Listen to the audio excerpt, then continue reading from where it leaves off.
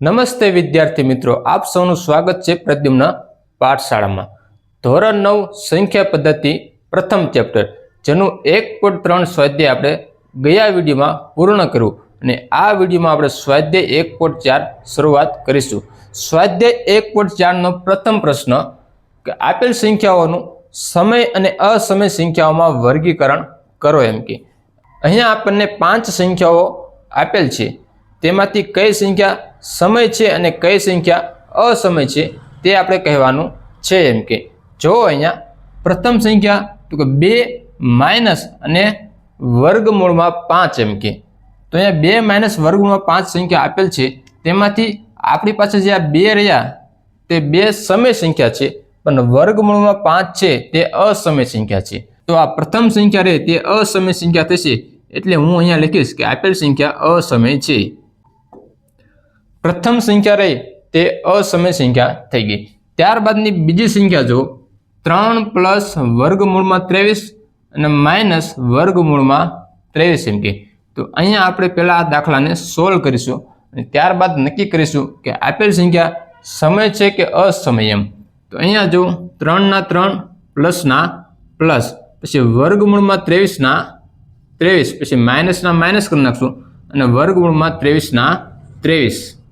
હવે જો મિત્રો અહીંયા લખીશું તો કે 3 ના 3 લખીશું પછી 23 વર્ગમૂળમાં અને અહીંયા પણ 23 વર્ગમૂળમાં આપેલ છે એમ કે અને બંનેની વચ્ચે આપણને માઇનસની નિશાની પણ આપેલ છે એમ કે તો વર્ગમૂળમાં 23 અને વર્ગમૂળમાં 23 એ બંને શું થઈ જશે તો બંનેની બાદબાકી થઈ જશે, એટલે અહીંયા કંઈ પણ આવશે નહીં।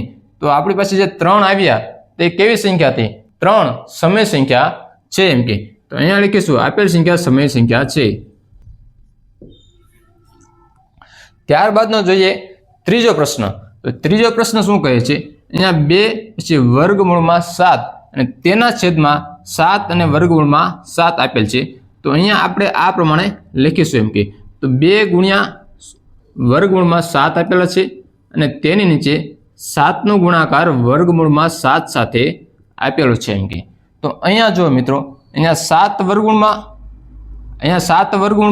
અને અહીંયા 7 વર્ગમૂળમાં તે ઉડી જશે, એટલે શું થશે? બરાબરના બરાબર 2/7 અહીંયા વધશે, એટલે અહીંયા લખીશું આપેલ સંખ્યા સમય સંખ્યા છે એમ કે। હવે જોઈએ દાખલા નંબર 4 એમ કે 1/2 વર્ગમૂળમાં 2 એમ કે એક આપણી પાસે જે છે તે કેવી સંખ્યા છે? તે સમય સંખ્યા છે, પરંતુ તેના છેદમાં જે 2 રહ્યા તે અસમય સંખ્યા છે, એટલે આખી સંખ્યા રહી તે કેવી થશે? તો આખી સંખ્યા અસમય સંખ્યા થશે, એટલે અહીંયા લખીશું આપેલ સંખ્યા અસમય સંખ્યા છે। હવે જોઈએ દાખલા નંબર 4 એમ કે તો કે 2 અને પાઈ 2 નો ગુણાકાર પાઈ સાથે કરવામાં આવેલો છે એમ કે 2 આપણી પાસે સમય સંખ્યા છે, પરંતુ પાઈ રહી તે આપણી પાસે અસમય સંખ્યા છે એમ કે જ્યારે સમય સંખ્યાનો ગુણાકાર અસમય સંખ્યા સાથે કરવામાં આવે એટલે આપેલ સંખ્યા કેવી થશે? તો કે અસમય સંખ્યા થશે એમ કે તો અહીંયા લખીશું આપેલ સંખ્યા અસમય સંખ્યા છે એમ કે। હવે જોઈશું દાખલા નંબર 2। દાખલા નંબર 2 તો કે સાદું રૂપ આપો।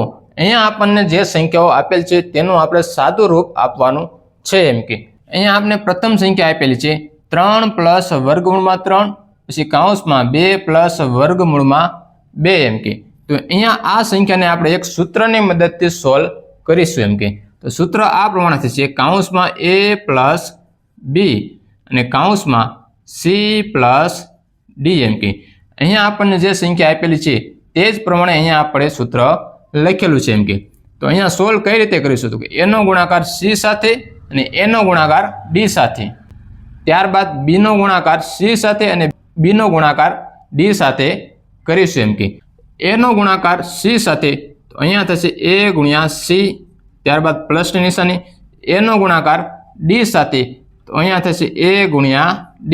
હવે a નું કામકાજ પૂર્ણ થયું। હવે જોઈશું b ને તો b નો ગુણાકાર c સાથે તો અહીંયા લખીશું b ગુણ્યા c, ત્યારબાદ b નો ગુણાકાર d સાથે તો પ્લસ b ગુણ્યા d। આ જ પ્રમાણે આ જ સૂત્રની મદદથી આપણે આ જે સાદું રૂપનો દાખલો છે તેને આપણે પૂર્ણ કરીશું। તો શું થશે? અહીંયા 3નો ગુણાકાર 2 સાથે, તો અહીંયા લખીશું બરાબર 3 દુ 6. ત્યારબાદ જો પ્લસની નિશાની, તો અહીંયા કરીશું પ્લસની નિશાની. ત્યારબાદ 3નો ગુણાકાર વર્ગમૂળમાં 2 સાથે, તો અહીંયા લખીશું 3 વર્ગમૂળમાં 2 એમ કે. ત્યારબાદ પ્લસની નિશાની. 3નું કામકાજ પૂર્ણ થઈ ગયું. તો હવે જોઈએ વર્ગમૂળમાં 3 છે તેનો ગુણાકાર 2 સાથે અને વર્ગમૂળમાં 2 સાથે આપણે કરીશું એમ કે. વર્ગમૂળમાં 3નો ગુણાકાર 2 સાથે, તો અહીંયા કરીશું 2 અને વર્ગમૂળમાં 3 એમ કે. ત્યારબાદ વર્ગમૂળમાં 3નો ગુણાકાર વર્ગમૂળમાં 2 સાથે, તો અહીંયા કરીશું પ્લસ વર્ગમૂળમાં 3 ગુણ્યા 2 એમ કે. બંને સંખ્યા વર્ગમૂળમાં છે એટલે આપણે અહીંયા પણ સંખ્યાને વર્ગમૂળમાં લખી લીધી. ત્યારબાદ જોઈએ 6ના 6 રહેશે, પ્લસના પ્લસ, 3ના 3, વર્ગમૂળમાં 2ના 2 એમ કે. પછી પ્લસના પ્લસ, વર્ગમૂળમાં અહીંયા 2 અને વર્ગમૂળમાં 3, તો અહીંયા લખીશું 2 વર્ગમૂળમાં 3. ત્યારબાદ તો વર્ગમૂળમાં 3 અને 2નો ગુણાકાર છે, તો 3 દુ 6, તો અહીંયા લખીશું 3 દુ 6 એમ કે. તો અહીંયા આપણે જે પ્રથમ દાખલો હતો તેનું આપણે સાદુરૂપ મળી ગયું છે. હવે આપણે બીજી સંખ્યાનું સાદુરૂપ આપ્યું છે એમ કે 3 પ્લસ વર્ગમૂળમાં 3 અને 3 માઇનસ વર્ગમૂળમાં 3. તો આ સંખ્યાને પણ આપણે એક સૂત્રની મદદથી સોલ્વ કરીશું. તો સૂત્ર આ પ્રમાણે થશે a પ્લસ બી. તો અહીંયા 3 પ્લસ વર્ગમૂળમાં 3 છે, તો a પ્લસ બી. અને ત્યારબાદ તો કે 3 માઇનસ વર્ગમૂળમાં 3 છે, તો અહીંયા લખીશું a માઇનસ બી એમ કે.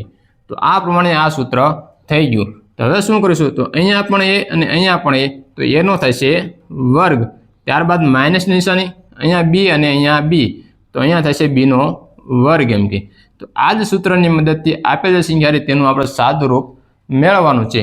તો અહીંયા લખીશું બરાબરના બરાબર કરીશું. 3 અને 3 તો થશે 3નો વર્ગ, તો અહીંયા કરીશું 3નો વર્ગ. પછી માઇનસની નિશાની, વર્ગમૂળમાં 3 અને વર્ગમૂળમાં 3, તો અહીંયા કરીશું વર્ગમૂળમાં 3નો વર્ગ એમ કે. ત્યારબાદ જોઈએ 3નો વર્ગ થશે 9 એમ કે. તો અહીંયા કરીશું 3નો વર્ગ 9, પછી માઇનસના માઇનસ, અહીંયા વર્ગમૂળ અને વર્ગ ઉડી જશે, તો માત્ર વધશે અહીંયા 3 એમ કે. તો અહીંયા લખ્યા 3. ત્યારબાદ 9માંથી 3 જાય એટલે વધ્યા 6 એમ કે.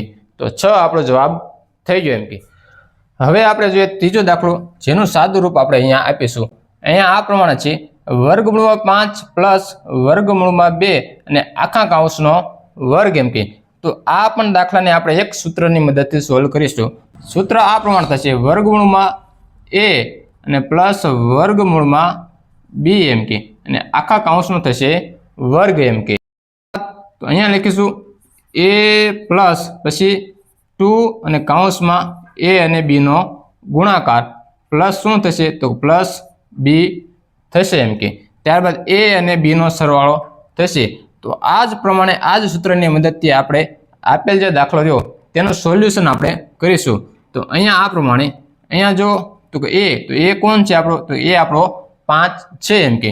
તો અહીંયા કરીશું 5 પ્લસના પ્લસ 2ના 2 એમ કે. a અને b તો કે 5 અને 2 એમ કે. તો એનો કરીશું આપણે ગુણાકાર એમ કે. તો અહીંયા 5 ગુણ્યા 2, તો એને આપણે અહીંયા વર્ગમૂળમાં લખી લીધા. ત્યારબાદ પ્લસના પ્લસ બી, તો કે બી આપણા 2 એમ કે. તો અહીંયા કરીશું 2. તો હવે જો શું થશે મિત્રો, અહીંયા 5 પ્લસમાં અને 2 પણ પ્લસમાં, તો 5 અને 2 કેટલા થશે, તો 5 ને 2 થશે 7. તો અહીંયા આવી ગયા 7 એમ કે. પ્લસના પ્લસ 2ના 2 એમ કે. 5 દુ 10, તો અહીંયા વર્ગમૂળમાં કરીશું 5 દુ 10 એમ કે. તો આ થઈ ગયું આપણું સાદુરૂપ એમ કે. હવે જોઈએ સાદુરૂપનો છેલ્લો દાખલો, દાખલા નંબર 4 એમ કે. તો વર્ગમૂળમાં 5 માઇનસ વર્ગમૂળમાં 2 અને વર્ગમૂળમાં 5 પ્લસ વર્ગમૂળમાં 2. તો આ દાખલાને પણ આપણે સૂત્રની મદદથી સોલ્વ કરીશું. જેમ આપણે બીજો દાખલો જોયો તે જ પ્રમાણે અહીંયા ચોથો દાખલો છે એમ કે.